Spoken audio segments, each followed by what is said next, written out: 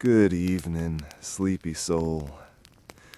Before we enter the slowest economy lecture ever whispered into hay-stuffed pillows, take a moment to support this humble tale. Tap subscribe, like the video, and leave a comment with your city and the exact time you're listening.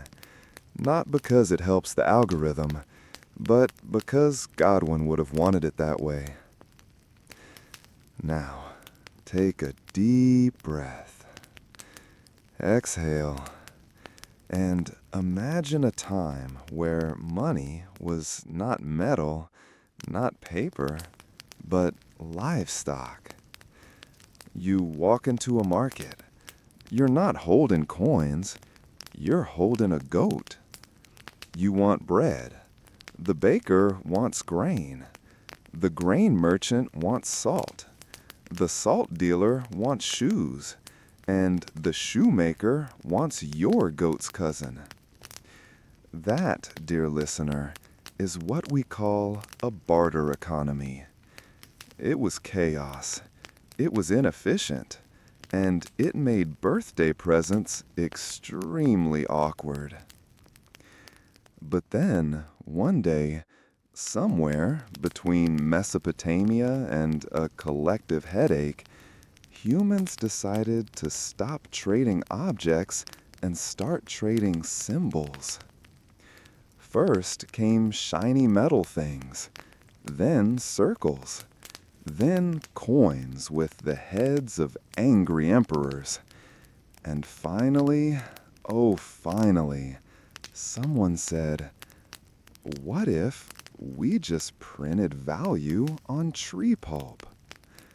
And the world never felt the same again. So settle in, because this is the story of how humanity went from grunting at goats to trusting rectangles. Chapter 1. Goats for Grain. Life before money. Before money, there was barter, a system so elegantly chaotic it worked just well enough to ensure no one had what they actually needed, but everyone had something slightly too large to carry. Imagine waking up one chilly morning in 4000 BCE. You rub your eyes, stretch your limbs, and remember, today's goal is simple. Trade 3 ducks for some pants. So you gather the ducks, which frankly do not want to be traded, tie them together with optimism, and walk to the village square, where negotiations await. You find the cloth merchant.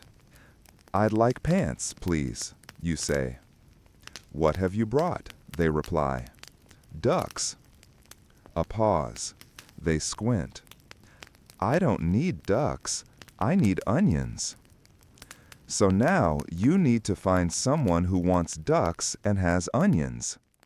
This turns into a 3-party trade, involving a shepherd with a limp, a cranky widow with too many tubers, and someone named Thrag who keeps trying to swap meat for dreams.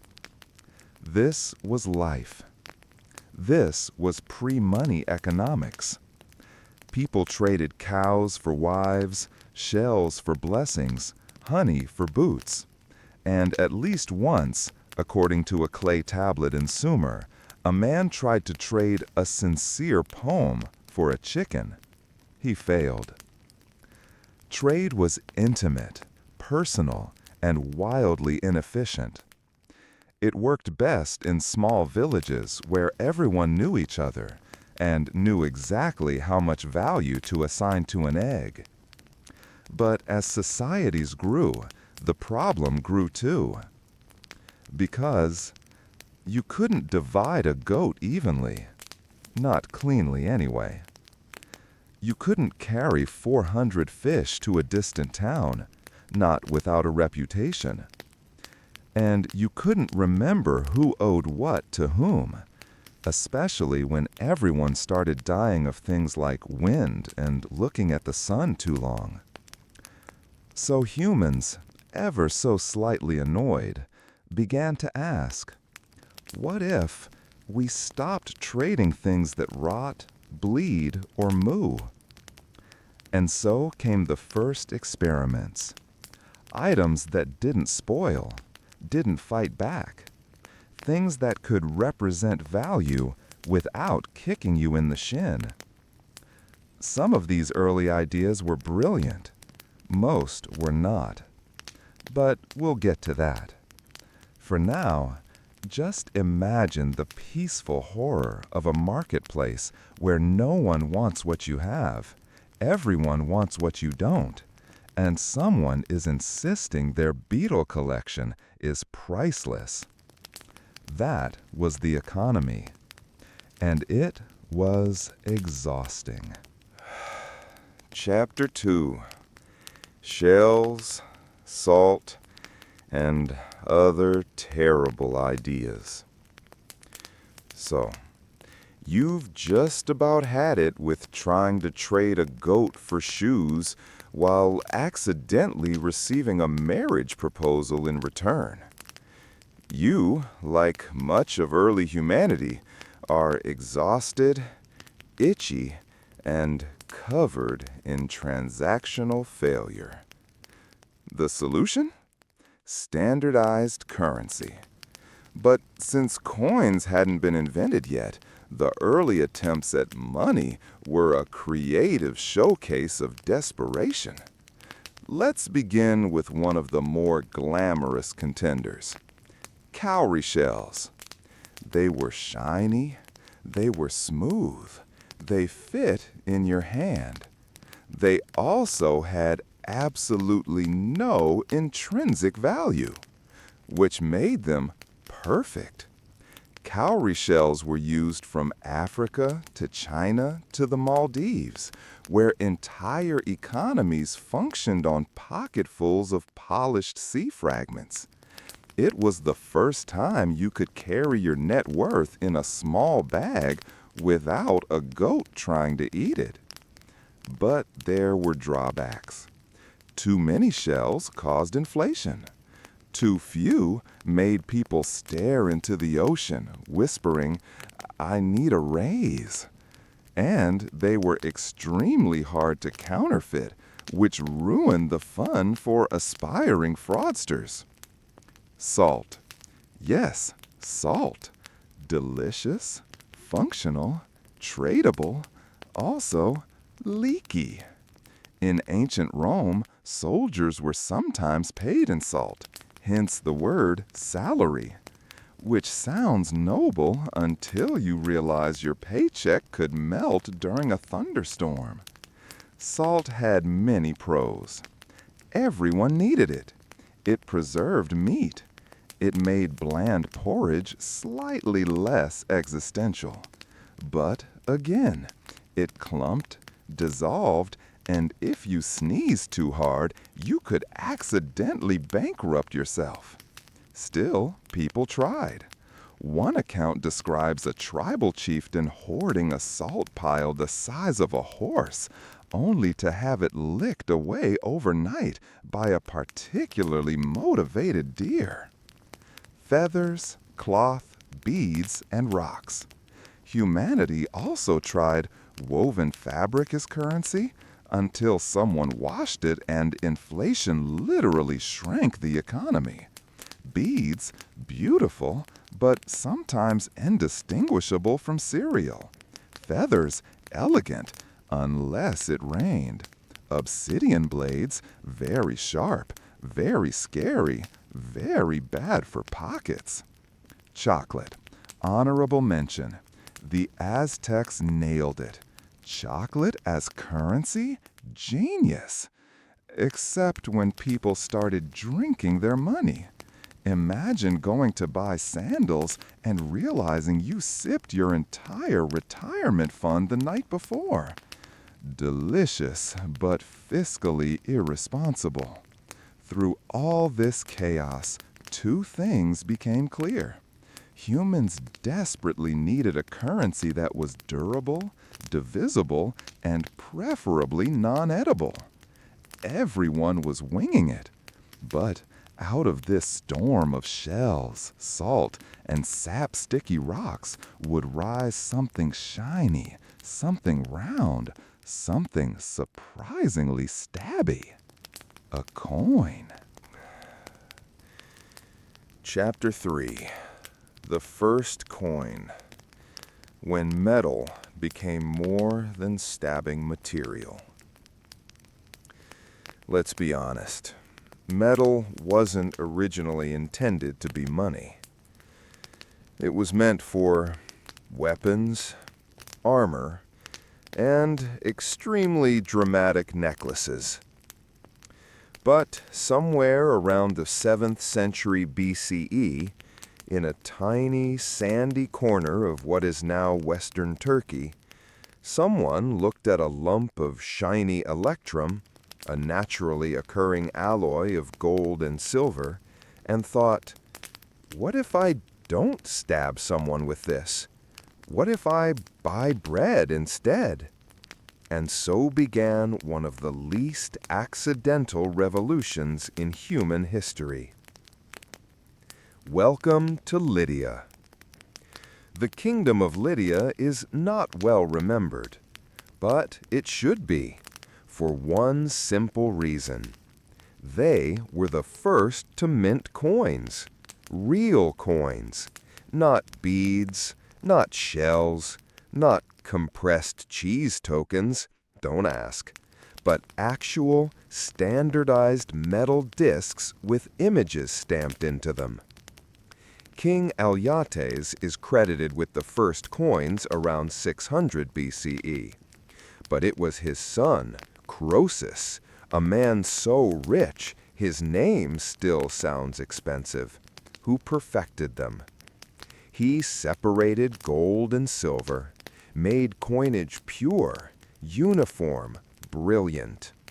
He stamped lions and bulls onto them, because if your money doesn't come with an animal, is it even valid? And for the first time, people could look at something and say, this is worth a loaf of bread. This is worth 2 goats. This is worth my trust. It was revolutionary. No more guessing if someone's cloth was real. No more sniffing salt. No more chasing escaped cocoa beans through the jungle. Just clink, exchange, and go. Of course, it wasn't perfect. People still bit coins to check purity, an early form of dental finance, hoarded them obsessively, melted them down to make even more dramatic necklaces. But the idea had spread. Coins moved from Lydia to the Greek city-states, then to the Persians, and eventually landed in the Roman Empire, where they would reach peak overconfidence. Soon, money wasn't just a tool. It was a symbol of power, of empire, of someone's grumpy face stamped in profile and multiplied by thousands. But the real genius of coinage wasn't just portability or shine. It was belief. People began to trust that a piece of metal meant something, that it could hold value across time and place, that it could travel.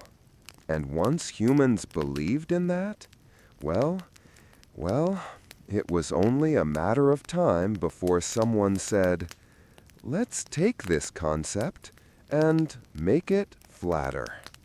But before paper took the stage, coins still had a long and very clangy journey to make.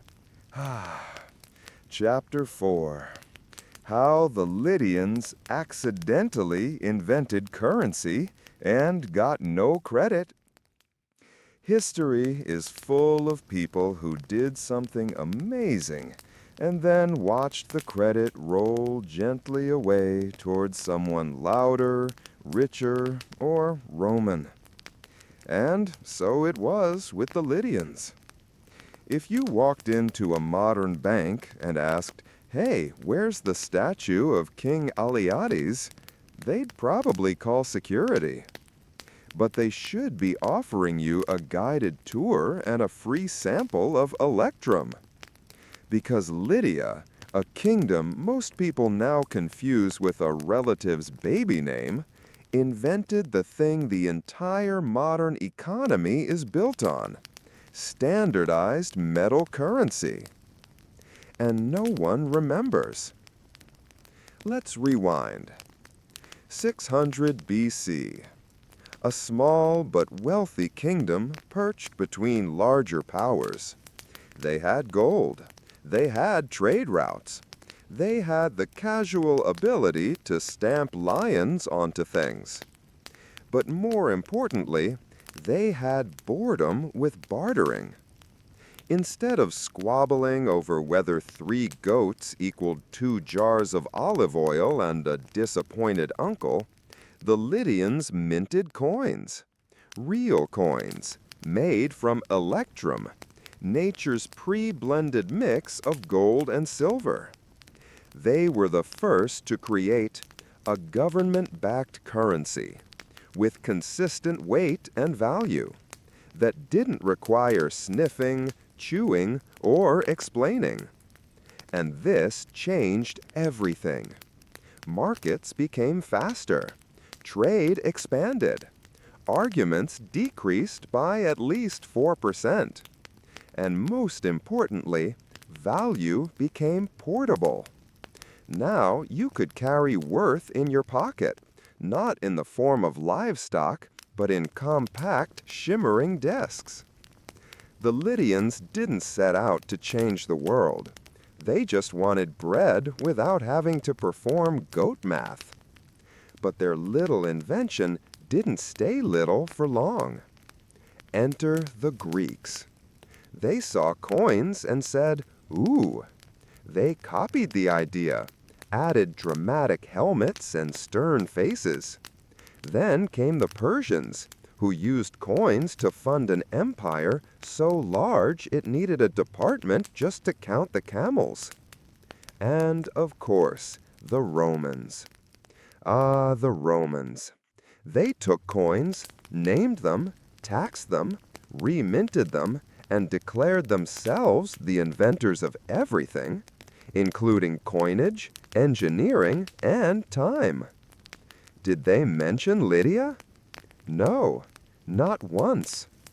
Meanwhile, Lydia faded, conquered by the Persians, absorbed into empires, reduced to footnotes in dusty scrolls and confused baby name blogs. But their idea, their genius, lives on.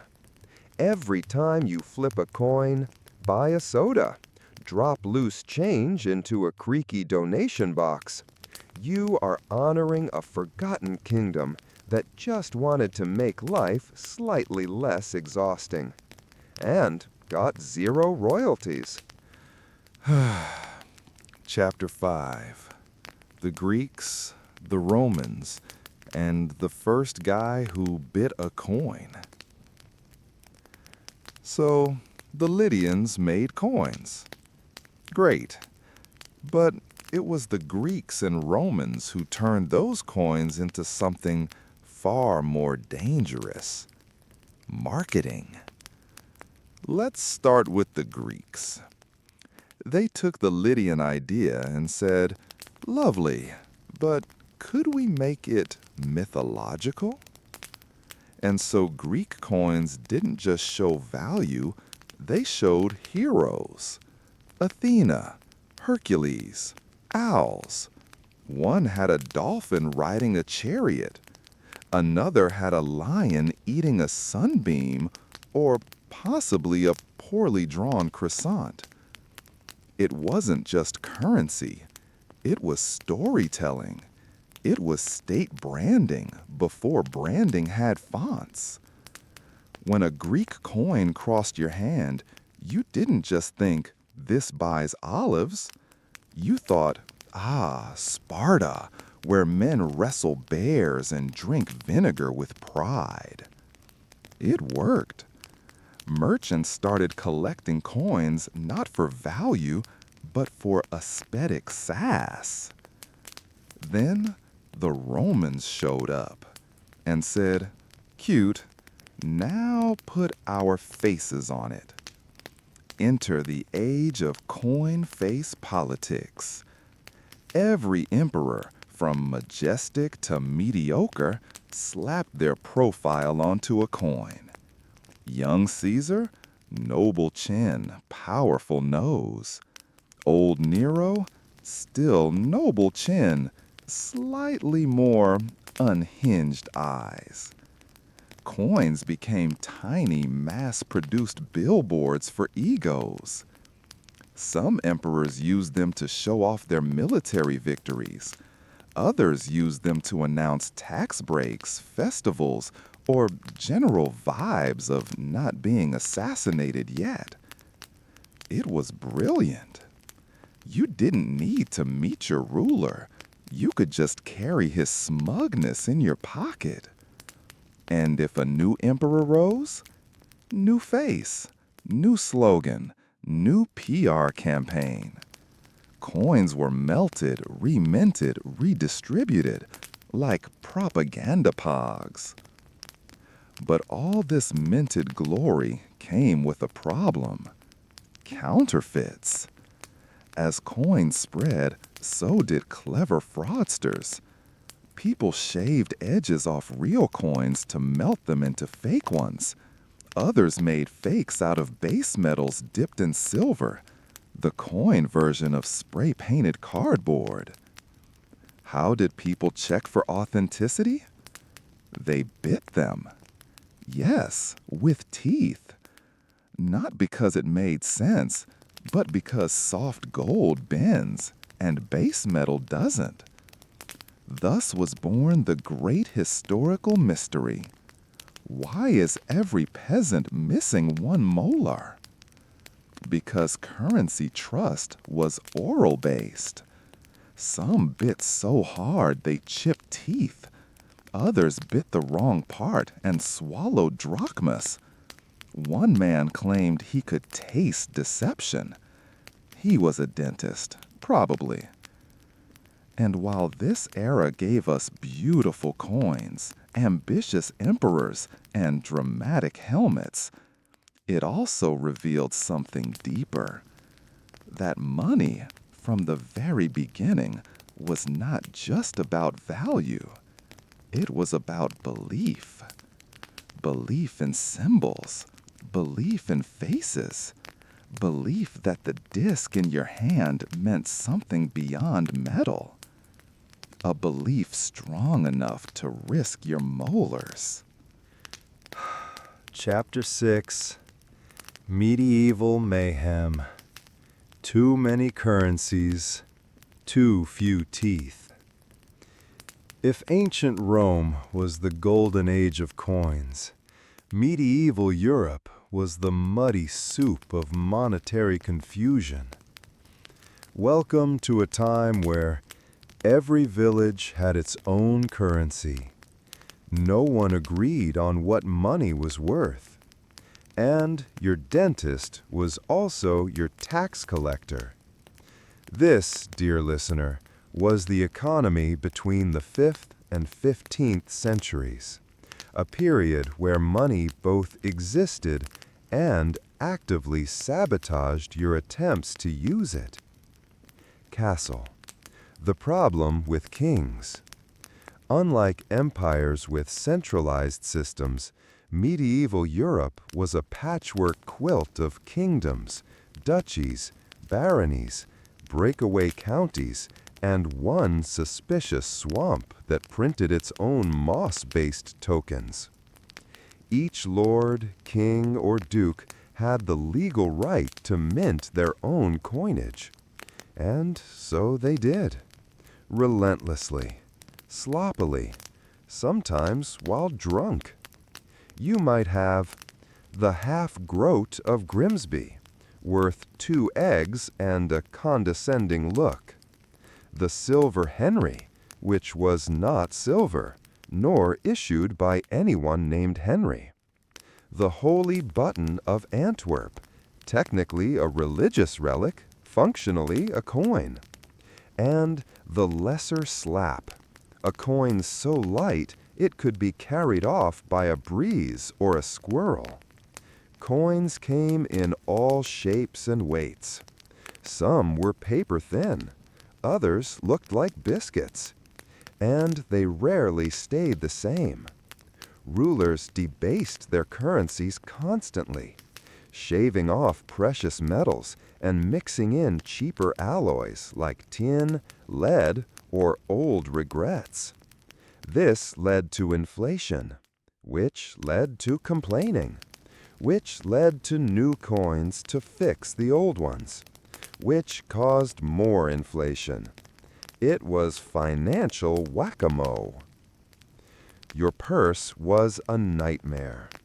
Let's say you wanted to buy a chicken. You opened your coin pouch and dumped out a French sou, a Flemish mite, a Saxon shilling, and what you hoped was an Italian florin, but might be a washer. Now you needed a money changer, a calculator, which didn't exist, and at least one apology letter to the chicken vendor for wasting their time. And if you traveled to a nearby town, new rules, new coins, new exchange rates. Sometimes money changers stood next to merchants and did real-time conversions while humming sadly. One was so overwhelmed he walked into the woods and became a tree. Dental consequences continued. Coin biting was still popular, but with new metals it got riskier. Lead, too soft, poisonous, fun. Tin, crumbles under pressure, much like your credit score. Iron, breaks teeth, confidence, and possibly friendships. By the end of the 14th century, some coins were so untrustworthy that merchants simply weighed them instead of believing what was stamped on the front. And so the humble balance scale became the new symbol of commerce, not because it was elegant, but because people were tired of licking coins and praying. Compass, toward order eventually. In time, smarter systems began to emerge. The gold florin of Florence, stable, trustworthy, vaguely smug. The ducat of Venice, accepted across Europe, coated in soft condescension. The penny, yes, that penny, used widely in England for things like bread, ale, and marriage negotiations. But the chaos remained underneath, because money in the Middle Ages was not just confusing. It was a daily exercise in faith, fraud, and frustration. And everyone longed for something simpler, something lighter, something you didn't have to bite, something, perhaps, made of paper? Chapter 7. China's Brilliant Mistake. The Invention of Paper Money. Somewhere in 7th century China, a merchant looked at a giant pile of coins, heavy, clunky, jingling like an angry tambourine, and said, "What if I didn't do this anymore?" It was a reasonable question, because the Tang dynasty had a problem. Trade was booming. Silk, tea, porcelain, and weird medicinal herbs were flying across the empire. But all that success came with a horrible side effect. People were carrying around literal sacks of iron coins. Picture it. You walk into a market with 3 pounds of metal just to buy dumplings. You jingle so much you're mistaken for a royal bell ringer. Your donkey develops back problems. Your back develops donkey problems. And so, in a quiet corner of the empire, the future whispered, paper. Bus, the first money that folded. At first, it wasn't even meant to replace coins.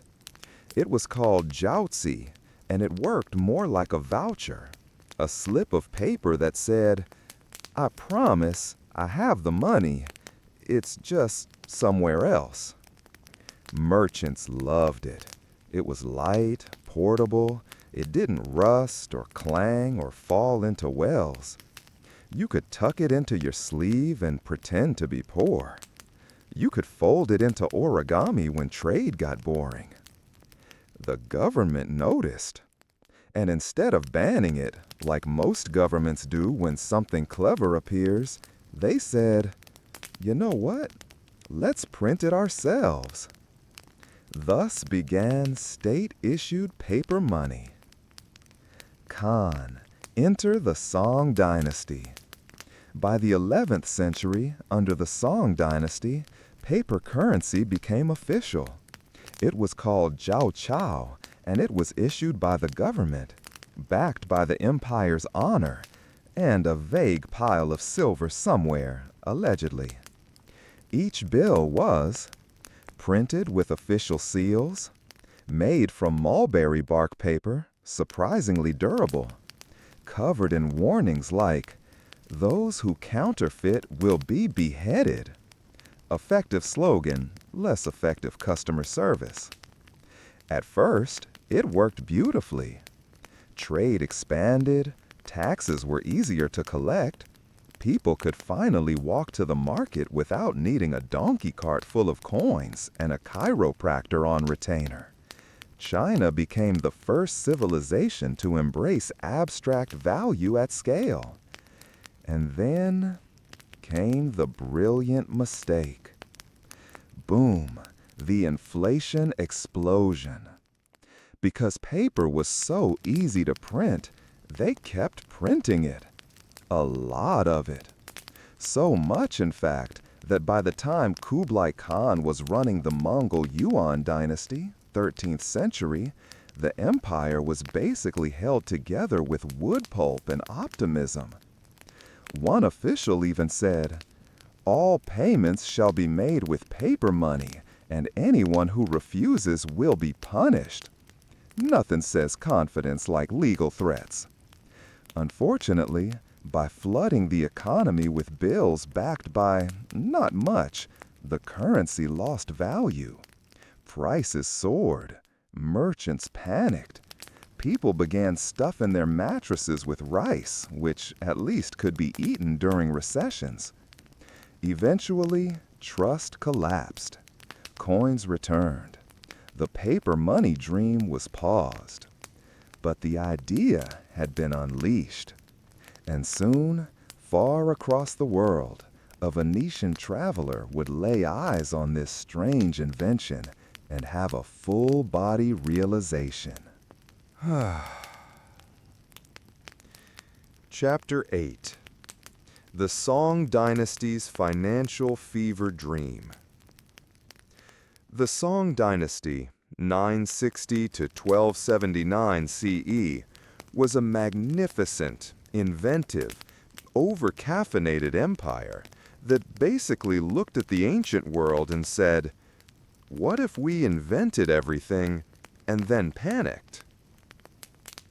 They gave us gunpowder, the compass, movable type printing, fast rice, and, of course, government-issued paper money. At first, it was brilliant. Imagine an economy run by silk-clad officials with brushes in one hand and tea in the other, approving exquisitely stamped currency notes printed on mulberry bark paper, the sort of money that whispered value rather than clanked it. But brilliance, as history insists on reminding us, often comes wrapped in red tape and enthusiasm poisoning. The rise of Jiao Chao. The Song government created the Jiao Chao office, an official bureau just for money printing, not for collecting it, not for protecting it, just printing. At its peak, there were 6 government offices in charge of paper sourcing, ink regulation, calligraphy quality, official stamping, dragon watermark verification, and one guy whose only job was to fold the bills properly. They made it beautiful. They made it complicated. And eventually, they made it too much. Because paper money was so convenient, the state leaned into it hard, like a man discovering elastic waistbands and never turning back.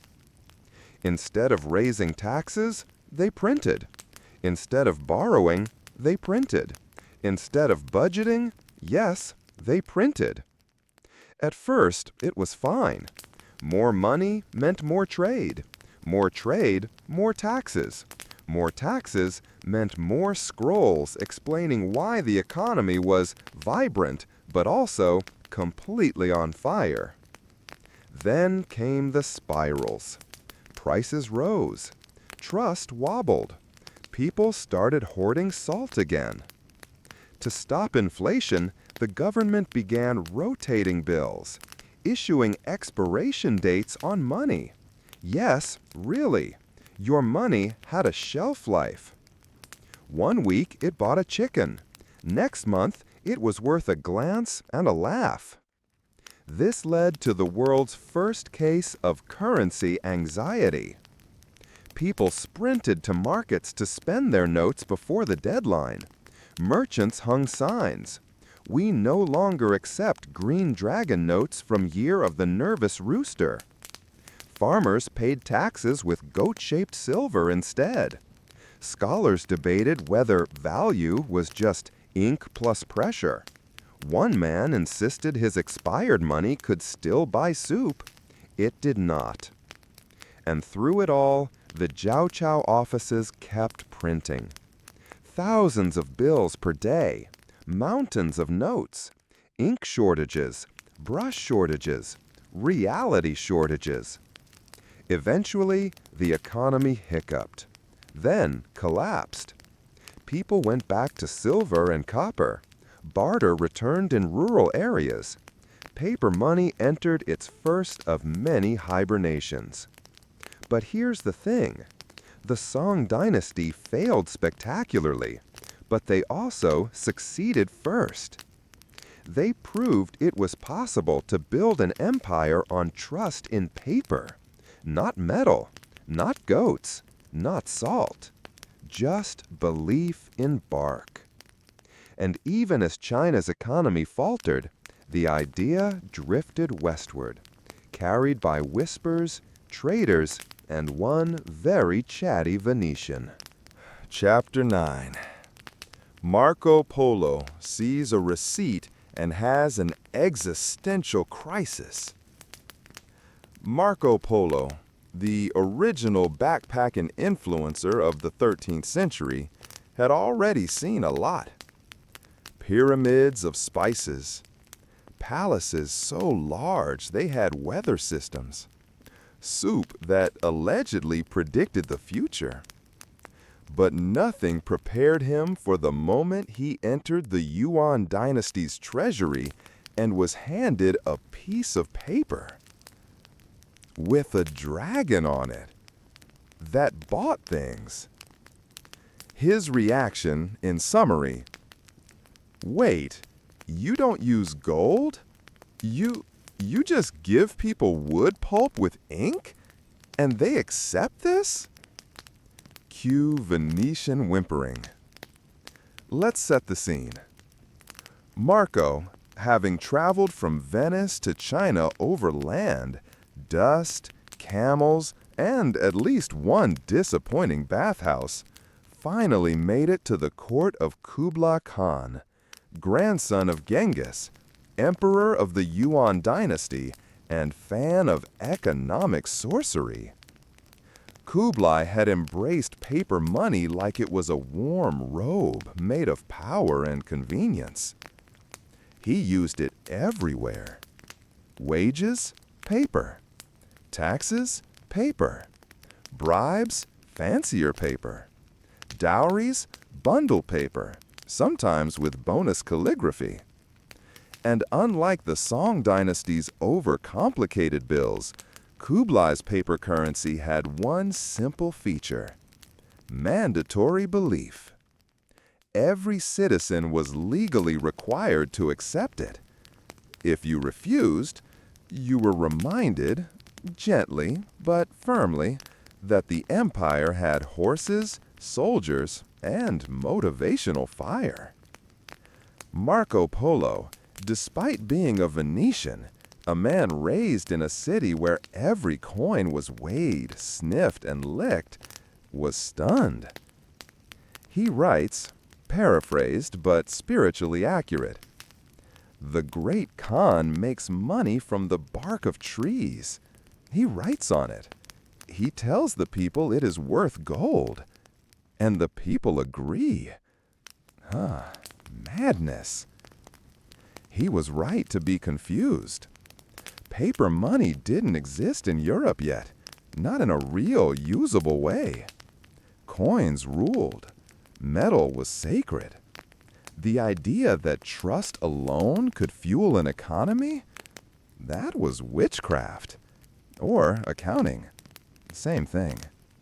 And yet, it worked. Marco witnessed.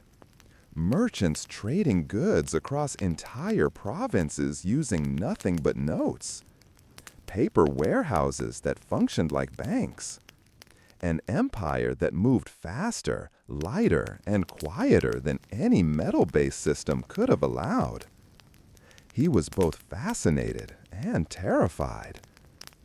Because if this system came west, what would stop anyone from declaring anything valuable? He imagined a Frenchman selling chickens using napkins, an Italian pope printing indulgences on cheese wrappers, a banker promising wealth with nothing but a handshake and a decorative seal. He wrote about it extensively. And when he finally returned to Venice, sunburned, suspicious, and possibly slightly wiser, he tried to explain it all. But the Europeans, true to form, said, "Paper as money? Psh, silly Asian tricks. Let's go melt some more silver." It would take them another 300 years to try it themselves. And when they did, oh dear listener, they would print and print and print. But we're not there yet.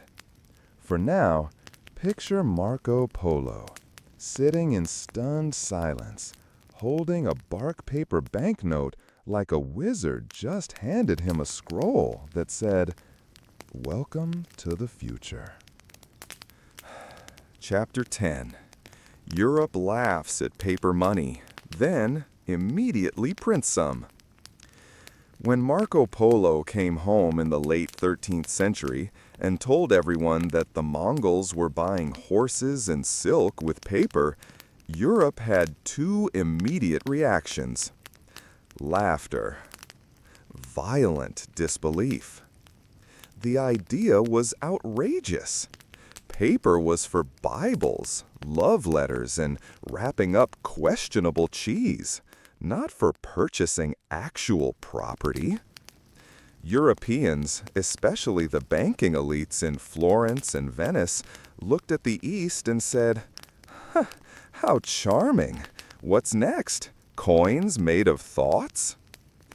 And then they did it anyway, but with more confusion and more fraud, and at least one bishop who tried to eat a bond. Paper money. Spoiler, it wasn't money yet. Let's be clear. Europe's first stumbles into paper currency weren't real money, but promises. They were called bills of exchange, banknotes, letters of credit, or, as peasants understood them, things written by rich people to avoid carrying actual wealth. In Italian city-states like Florence, merchants used paper to promise payment in another city. "I'll pay you 300 florins in Bruges, I swear. It says so right here on this extremely official paper covered in Latin and drama." It worked, sort of, because it relied entirely on trust. And the thing about medieval bankers is, they were very good at trust. Mostly because they could afford bodyguards, swords, and reputational vengeance. But that wasn't real paper money. Not yet. That required a leap of faith. A moment when a government stood up and said, "We're not giving you gold, we're giving you ideas. And you're going to like it." Enter Sweden, 1661. The first European banknotes. In Stockholm, a bank called Stockholms Banco, run by a man named Johann Palmstruck, whose hair probably had opinions, issued Europe's first official paper banknotes. Why? Because Swedish copper coins were enormous. Literally. $1 could weigh over 4 pounds. People were carrying dinner plates in their pockets. Someone reportedly used a coin as a sled. So Johann said, "What if I just gave you paper that said you could have copper without making you drag it?" Genius. Elegant. Lighter. At first, everyone was thrilled. Transactions became easier. Trade accelerated. Pockets rejoiced. And then, surprise, Johann printed too many. The bank issued more notes than it had copper. People panicked. Trust collapsed. A run on the bank ensued. And Johann? Arrested. Thus ended Sweden's first foray into paper currency. With applause, then fire, then prison. But the idea had landed. Soon, other countries followed. The Bank of England, 1694, started issuing notes payable to bearer. France gave it a go, then collapsed into economic hysteria, which we'll enjoy shortly. The Dutch, of course, did it quietly and mostly correctly because they're the Dutch. Paper was no longer absurd. It was inevitable. But Europe, being Europe, couldn't just adopt paper money and behave. No. They had to experiment. They had to overprint. They had to ruin trust and then blame the peasants. Which brings us to the next logical chapter. Chapter 11. Forgery, Fraud, and the Great Oops of 17th Century Finance. Imagine this. You're a farmer in 1690s France. You don't understand the stock market. You've never seen copper. You think inflation is something that happens to bread in the sun. And yet, one day, a man in a hat, far too confident, with far too many teeth, hands you a piece of paper with a stamp and says, "This is money now." You look down at what appears to be a poorly inked napkin. It says something about a royal bank. It promises value. It smells faintly of goat. You shrug, accept it, and go buy some turnips. You are now part of a national financial experiment. Banks and the mayhem. By the end of the 17th century, European states were broke from wars, tired of metal, and eager to spend invisible things. Paper money seemed perfect, until People realized it could be faked, forged, and faithlessly inflated. 1. The counterfeit craze. No one expected it to happen so quickly. Almost as soon as governments started issuing banknotes, enterprising criminals said, "We can do that too." Forgery flourished. In Paris, counterfeit rings operated out of bakeries. In London, fake notes were printed using church presses. In Venice, one man forged so many notes, he was declared a financial artist. The punishment? Branding, hanging, or, if you were really creative, forced employment at the treasury, because poetic justice. 2. The John Law debacle. France prints itself into panic. Meet John Law, a Scottish gambler turned economist who convinced France that debt was imaginary and money should be printed like poetry. In 1716, he founded the Banque Générale, which issued paper money, backed by land and hope, and operated like a slot machine with great lighting. People loved it at first. Then Law's scheme ballooned into the Mississippi Bubble, a financial fantasy about colonial riches in America. Stocks soared, paper flew, everyone felt rich. Until reality showed up. Colonies weren't producing. Paper outpaced gold. Investors panicked. The bubble popped. Law fled in disguise. France learned that dreams cost more than ink. 3. Trust dies in the dark. The key problem with paper money, it's only worth something if everyone agrees. In the 1600s and 1700s, that agreement was fragile.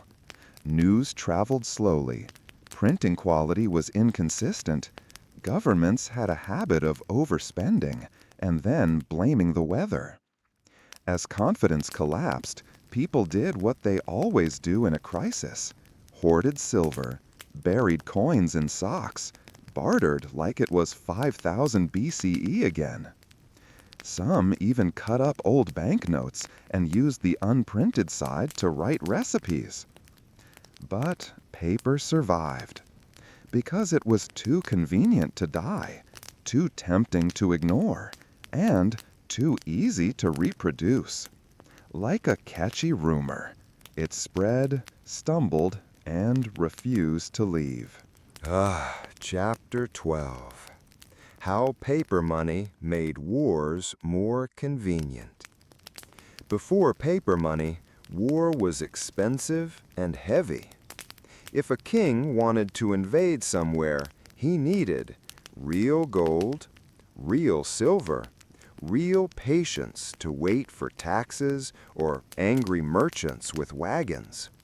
But then came paper, light, foldable, printable, and suddenly war became so much more affordable. Well, for the kings, not for the peasants, never for the peasants. The royal problem: too much ambition, not enough coin. Let's rewind to a time when monarchs had very big dreams and very small treasuries. Louis XIV of France wanted to rule everything that smelled like perfume. Charles I of England wanted ships, soldiers, and someone to like him. The Habsburgs wanted another war just to keep the family tree confusing. But real wars need real money. And metal coinage had a limit. It was finite. You can't just make more gold. Unless you invade somewhere, which, ironically, also requires more gold. It was a loop of absurdity. Until someone said, what if we just print the war first and fund it later? And everyone nodded. War bonds, promissory notes, and IOU cannons. Governments began issuing war bonds, paper slips that said, "We'll pay you back after we win, promise." Promissory notes, elegant IOUs that funded cannonballs. Requisition letters, fancy papers that allowed armies to borrow things forever. Merchants bought in. Bankers bought in. Citizens were encouraged to buy in. It worked, sort of. Kings got their armies. Armies got their uniforms. Peasants got inflation. Bang, the side effects of convenient war. Printing to fund wars had consequences. Hyperinflation.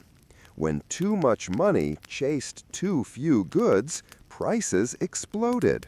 In France, during the 1790s, bread cost more than horses, and horses were being eaten. Trust crises. People stopped believing paper meant anything. Some used it to wallpaper outhouses. Others hoarded foreign currency. A few returned to bartering. Chickens for bread again. Financial PTSD. After major wars, countries often had to reinvent their economies, or blame someone else, or both. But the idea stuck, because the alternative, waiting for taxes to roll in, was slow. And monarchs? They're many things, but patient isn't one of them. Regulating. Budgeting with imagination.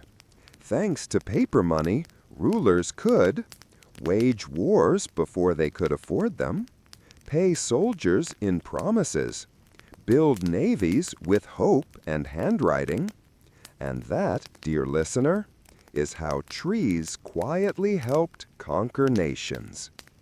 But paper money's journey isn't done yet. Not even close. Chapter 13. Hyperinflation, bank runs, and why people hid gold in socks. Paper money brought speed, convenience, possibility, and then chaos. Because when you trust paper too much and print it too fast and tie it to dreams instead of reality, you get what economists call a very bad time.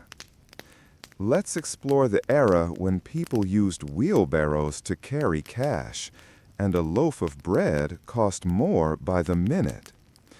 The Bonfire of Value, Germany, 1923.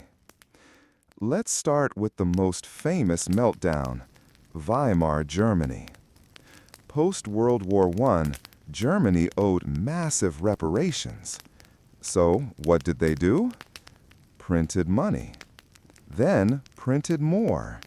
Then printed like the printer was on fire. By late 1923, a loaf of bread cost 200 billion marks. Children used banknotes to build paper kites. Some restaurants printed menus with prices that expired every hour. Pensions collapsed, savings evaporated. The joke of the year?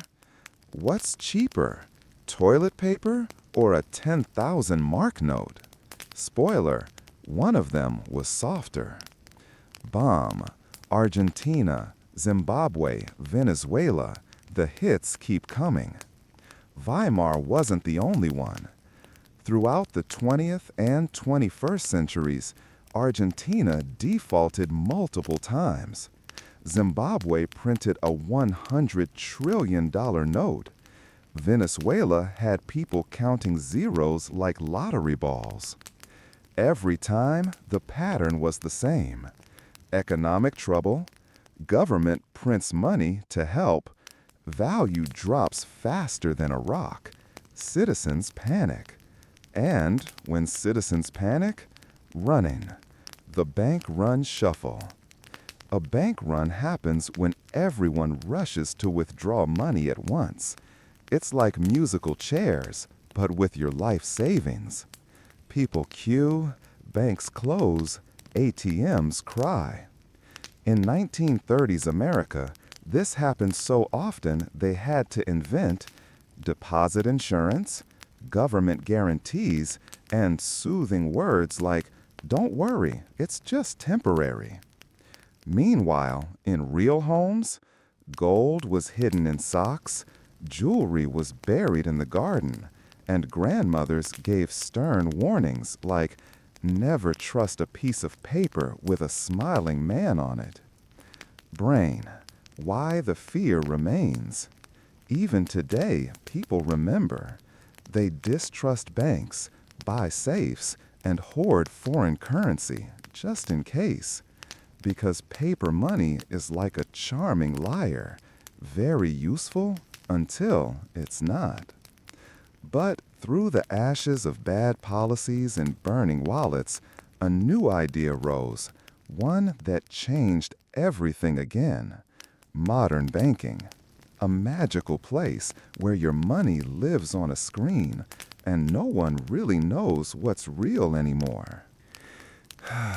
Chapter 14. The Birth of Modern Banking. Just a fancy room full of IOUs. Imagine a grand building. Columns, chandeliers, a man with a monocle. You step inside, expecting vaults filled with treasure. But instead, you find ledgers, pens, suits, and a lot of promises. Because modern banking, dear sleeper, isn't about money. It's about the illusion of money. Bank, a place called the bank. Let's rewind. After centuries of coins, chaos, and crumbling currencies, people needed a safer way to store wealth. Enter the bank. The early ones were literally benches. The Italian word banco means bench. Merchants would sit, exchange deposits, and scribble notes. If one went bankrupt, his bench was smashed in public. Hence the term bankrupt. But things got fancier. By the 17th century, banks were trusted to hold money and then lend it out, while still letting depositors believe their money was untouched. It was like promising 10 people the same apple and hoping none of them asked for it at the same time. IOUs, ledgers, and the magic of fractional reserve. Banks discovered something incredible. If we keep just a fraction of the money here, we can lend the rest and make more money. So, if 10 people deposited 100 coins, the bank might keep 100, lend out 900, and earn interest from thin air. Welcome to fractional reserve banking, the financial version of juggling flaming promises. People got rich, banks got powerful, and economists got headaches. Down low. But wait, where's my money? Occasionally, it backfired. When too many people asked for their money, banks, ran out. Panic, collapses, sad fiddles in minor keys. To prevent this, central banks were created, deposit insurance was invented, and vaults got bigger, but mostly for show. Now, when you check your balance, it's just pixels on a screen. There's no gold, no vault, just a number and a promise. Yet we trust it, because society decided, sure, This seems fine. Lock the temple of trust. Modern banking is 5% logic, 10% interest, 85% collective faith, and somehow it works. Until it doesn't. But let's not think about that. Chapter 15. Trust, Debt, and Why Your Wallet is Full of Promises. Reach into your wallet. Go on, you don't need to get up. Just imagine it. Inside, you'll likely find a few crumpled bills, maybe a receipt, a stamp, an old business card you'll never use, and money. But what is that money? Paper? Ink? Some patriotic symbols? A portrait of a historical person who would be horrified by your snack choices? No. That money is a promise. Literally. Every bill, every piece of modern currency is just a promise made by a government. This is worth something. We swear. And you? You believe it. Because everyone else does too. That's the magic. That's the entire economy. From metal to metaphor. We began with goats. We moved to shells. Then to coins, shiny, heavy, and real. Then paper, light, delicate, and abstract. And now, numbers. Digital bits on screens. Transfers that never existed in physical form. Crypto tokens made of code and confidence. You don't hold money anymore. You believe in it. You trust banks, apps, cards, governments, payment processors, and strangers on the internet who say, sure, that JPEG of a monkey is worth $250,000. Comment: money as a social contract. At its core, money isn't metal, paper, or blockchain. It's a story, told by one person, believed by another, shared by millions. It's a story that says, you gave me something. I owe you something. This piece of paper, this digital code, it carries that meaning. Let's all agree to keep pretending it works. And it does work. Until it doesn't. But even then, we invent a new story, a new kind of money, a new kind of trust. Because to be human is to keep believing in invisible things. Gods, laws, love, and value. Z. The wallet closes. And so, sleepy traveler, as you tuck your mind beneath the blanket of this tale, know that the crumpled note in your coat pocket is more than paper.